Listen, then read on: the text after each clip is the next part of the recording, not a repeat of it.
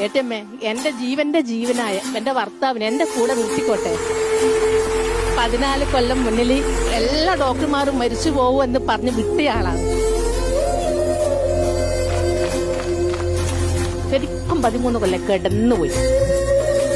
സഹായത്തിന് ഒരു മനുഷ്യക്കുട്ടിയില്ല. എന്റെ ഭർത്താവിനെ ഞാൻ മരണത്തിന് വിട്ടുകൊടുക്കൂല. അങ്ങനെ ഞാൻ നോക്കി എടുത്തിട്ട് ഇന്ന് ഇതിലെത്തിച്ചത്. നമ്മുടെ പവിയേട്ടന്റെയും ശ്രീകുട്ടിയുടെയും സ്നേഹത്തിന്റെ കഥ പറയുന്ന എപ്പിസോഡാണിന്ന്. പേരെന്താ? പവിത്ര. പവിയേട്ടനും ശ്രീകുട്ടിയും ഒന്നിക്കാൻ തീരുമാനിച്ചു. പവിത്രൻ സാറേ, ഞങ്ങളെയാണോ ശ്രീകുട്ടീനെയാണോ കൂടുതൽ ഇഷ്ടം? എന്റെ ഭാര്യ. ഒന്ന് കെട്ടിപ്പിടിച്ച് ആശ്വസിപ്പിക്കേ.